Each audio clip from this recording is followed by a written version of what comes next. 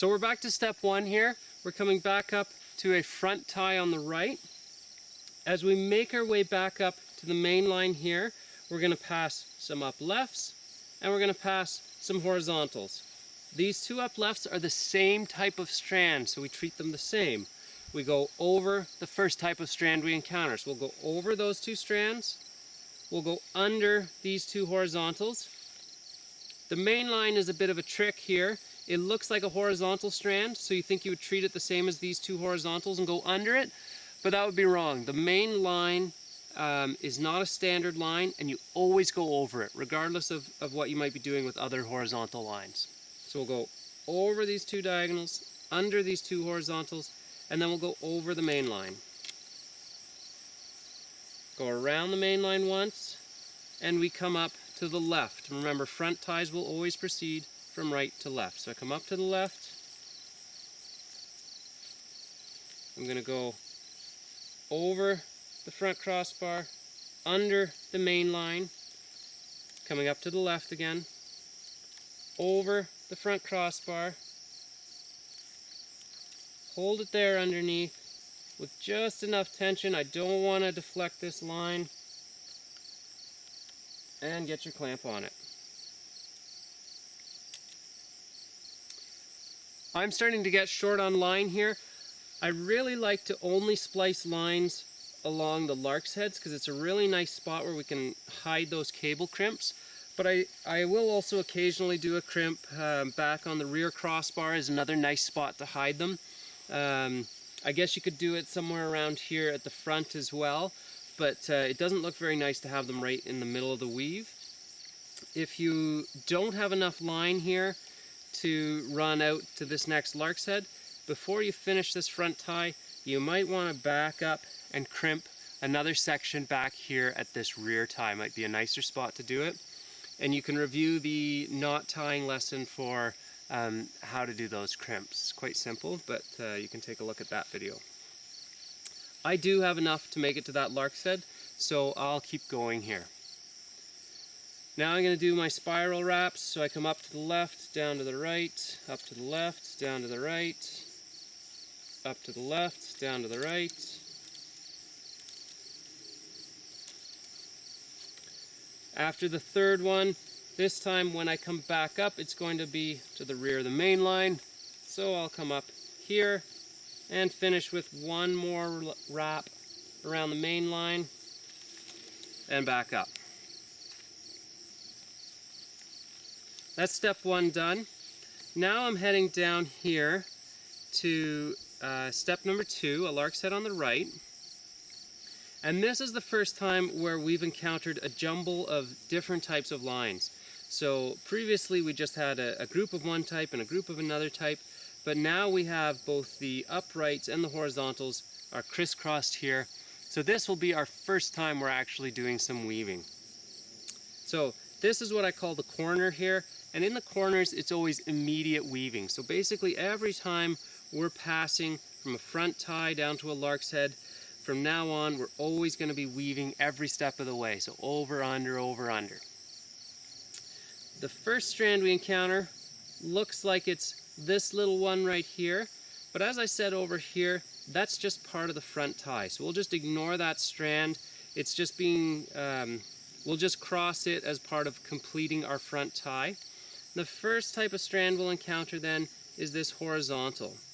We always go over the first type we encounter. So I'll go over that horizontal.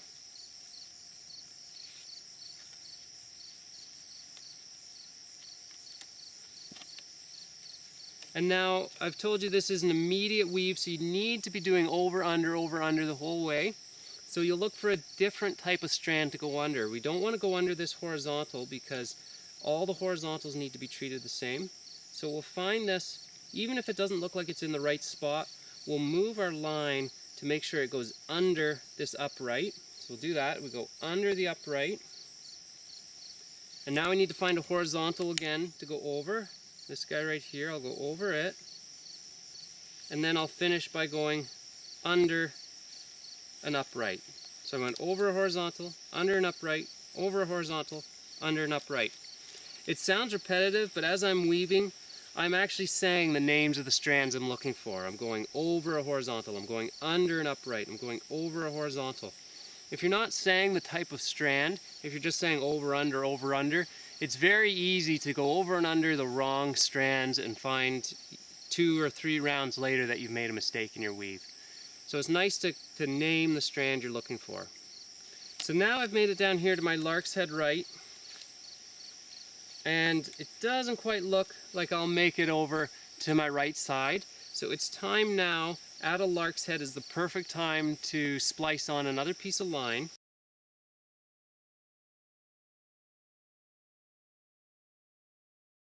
Okay, and then we're ready to go again. Now, one common mistake I see is that after splicing, people may not notice that some of their line has come out. So you may have to redo some steps. Like this little bit of weaving I've done, I may have to redo that weaving if my short line pulled out of there. So I see that all the time, that right before a crimp, I'll look back and there's a bunch of missed steps because people did it once, didn't realize those steps came out. They do the crimp and they proceed right on from where they thought they were. So just check for that. For me, nothing, I didn't pull anything out, so I can go right to my lark's head.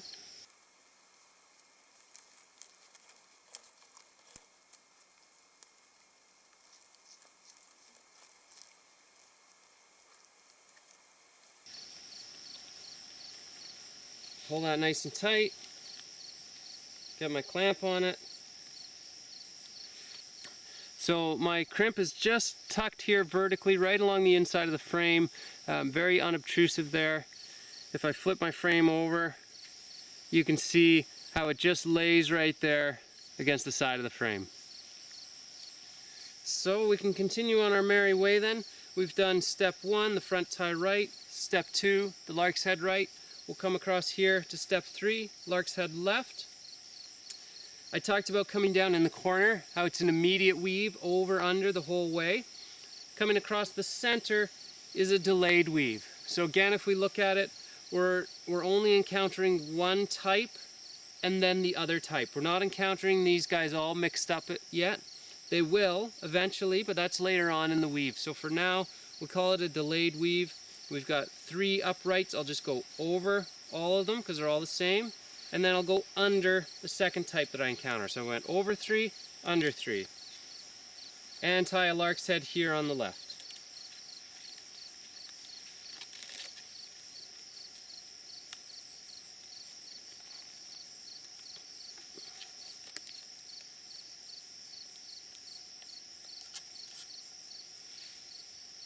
Step 3. Now we'll head up to step 4, a front tie left. Again, this is in the corner. This is going to be an immediate weave.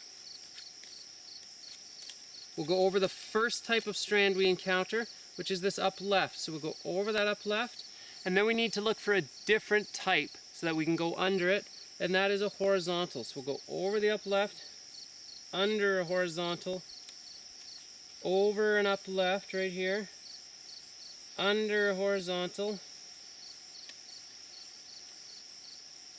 And you can see I like to just let the fish line coil like that. It pulls through nicely. I even get my finger in there just to keep it from flattening out. If it flattens right out like that, then as I start to pull, there's more friction. You can actually cause some friction burns on the line. So if you see any little white dust, or if you feel really rough marks on your line, then you've caused some friction burns. So it's easier to just let it roll through the weave. I can pull that tight now. And now I'm up here for my second front tie on the left. We're going to move one more towards the center, but remember this guy needs to proceed from the right to the left, so I'll push my way out here to the right a little bit and leave room to build the rest of the front tie in here to the left. So I'll start by going over the main line. I come back up to the left of the previous strand.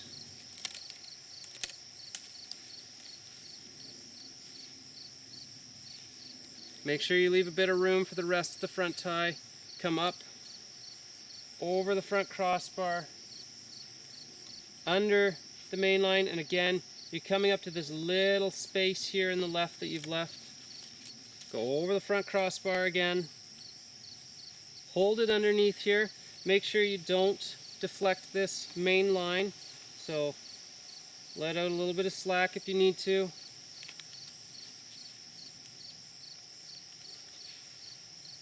Get your clamp on it. Then come up to the left, down to the right. Up to the left, down to the right. Pull all that through.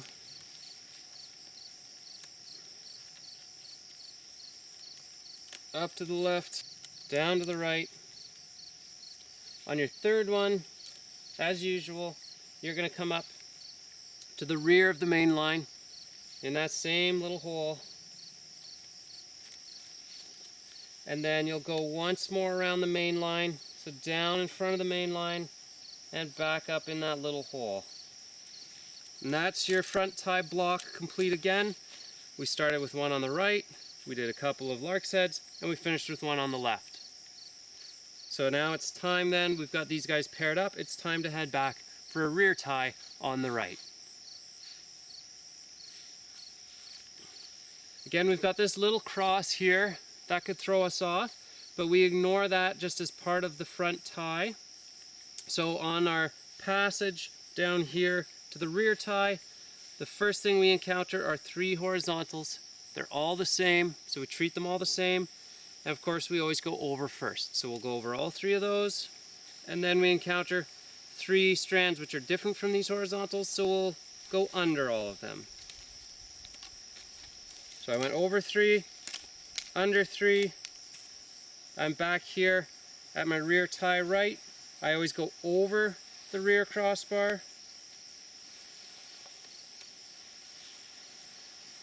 And I always come for the rear ties, I always come back up to the left. I make some space to come back up to the left. You can see the line looks funny here, but as I pull it tight, it's going to straighten it out so it lays nice and parallel. Get a clamp on it. And give that one more twist, just like all the others. That's step 5 done. So we're back up here for a Lark's head on the right. Remember, Lark's heads 5 and 6, the ones that are part of the rear tie block, they need to tie into the Lark's heads in front of them. So again, to do that, I just come down in front of that previous Lark's head and then come back up to the rear of that previous Lark's head and to the left side of the strand I'm working on. That's it. That's all you need to do to tie in to the previous Lark's head. So now you can proceed to tie a standard Lark's head from there.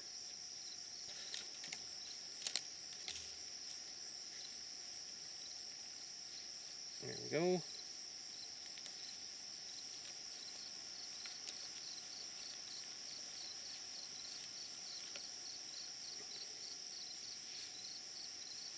Heading over here for step 7, a Lark's head on the left. Again, going across these big passes across the center. We've got our lines in very distinct groupings, so it's a delayed weave. I'll just go over 4 up right, go under 4 up left. Tie my Lark's head here on the left. Pull it all nice and tight.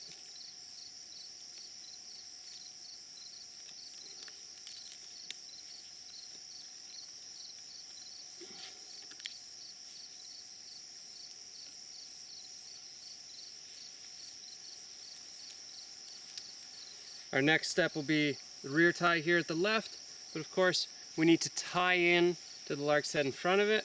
So I just go down to the front of that Lark's head, back up to the rear of that Lark's head,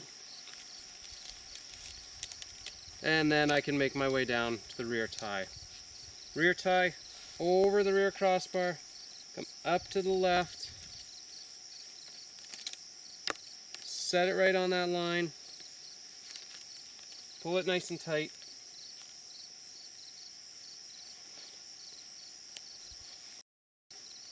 Twist it.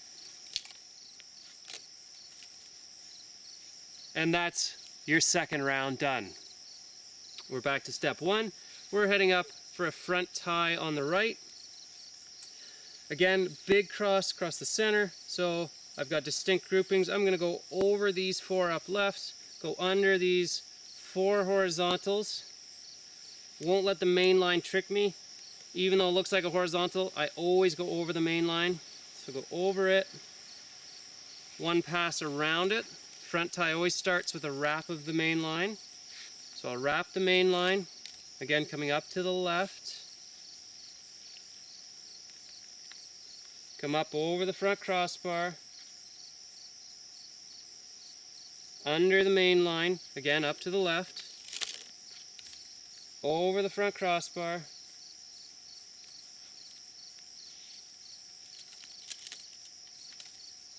I'll hold it there,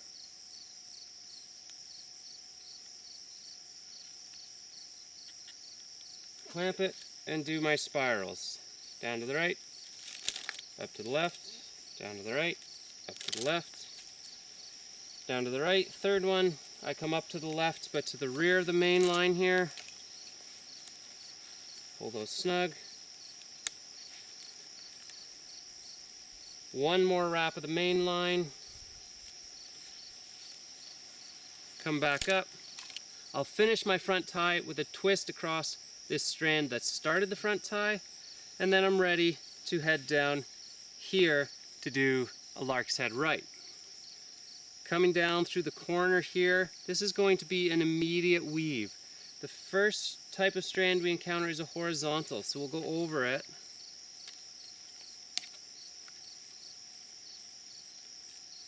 And then we need to look for a different strand. I know you could find another horizontal to go over, but knowing that this is an immediate weave, you have to go over, under, over, under. So we'll find a different strand, that's this upright, and we'll go under it.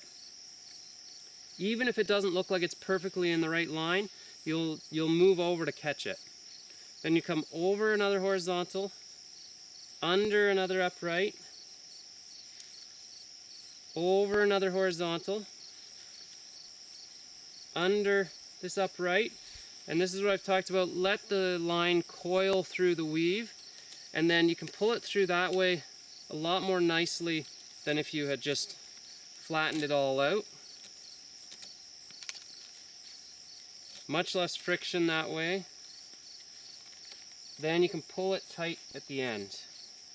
I'm not quite done, but I didn't want to generate too much friction, so I pulled it tight, and now I'll finish off that weave. Over horizontal, under an upright, and that brings me back to the side of the frame where I can tie a lark's head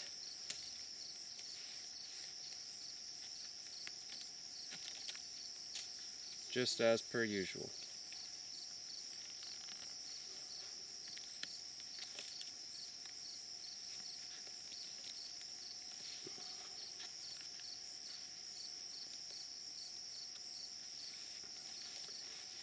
I'd like to point out now this little triangle of space. This triangle of space will determine when we start weaving in the middle. So right now I still have some space here, but it's getting smaller every time I go across the center. When this triangle is basically filled in, that's when I'll have to start weaving in the center. If you're already at that stage, if you have a smaller shoe than I'm weaving, or maybe you did bigger spacing along the side here, then it's time for you to jump on to the next video. But for those of you that still have some space, you'll just keep going around with me. Okay, so I'm heading across the center. I've got distinct groups of strands, so I'll go over my 5 uprights, under my 5 up lefts, lark's head here on the left,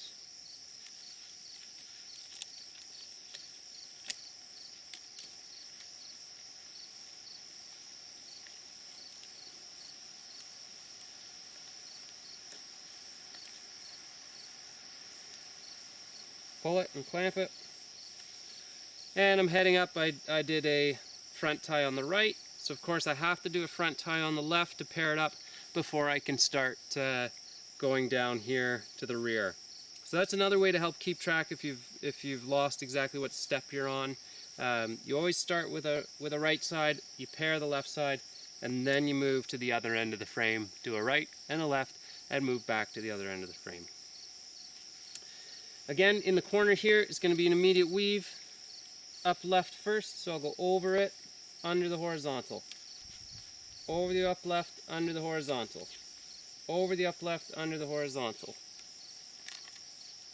You can get a pencil in there if you'd like and roll your line around that. Pull it nice and tight. Keep going.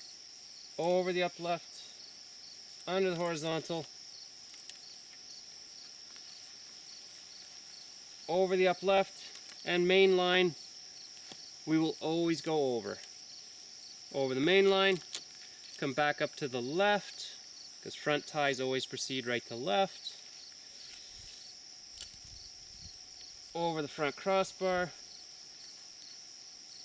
under the main line, over the crossbar,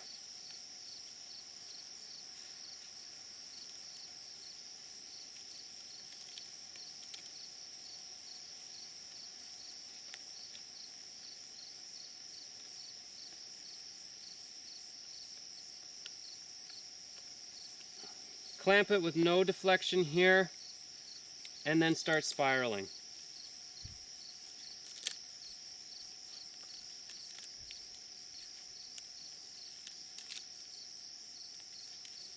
On the third one, we come up to the rear of the main line, do one more wrap of the main line, come up in that tiny little space again, and then we're ready to make our way down to a rear tie right. Going across the center, over 5, under 5, because these are all one type, these are all another type. And I'm back here for a rear tie right.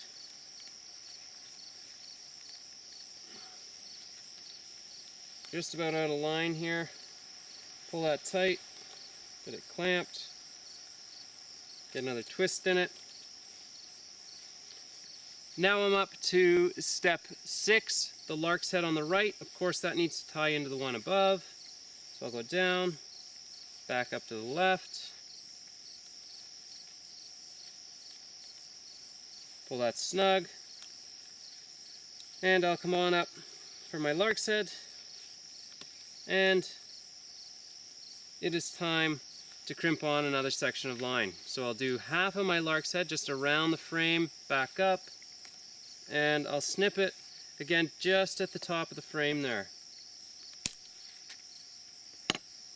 I did 10 coils last time, I'll do 9 coils this time. After you've crimped on a new section, remember to double check that none of your previous work has come out. So for example, I need to tie in to this previous Lark's head again because that came out as I was doing my crimping. So I'll do that again, tie the Lark's head, tie the Lark's head,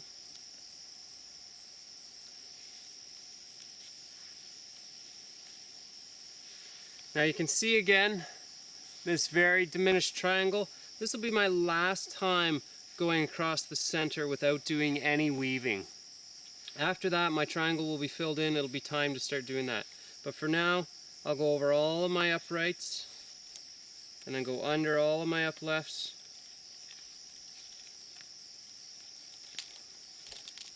Make my way over here to a Lark's head left.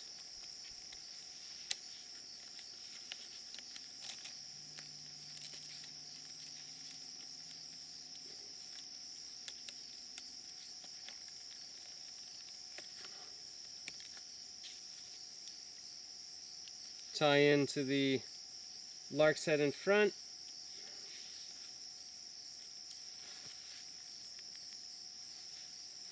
Come down for a rear tie left, over the crossbar up to the left,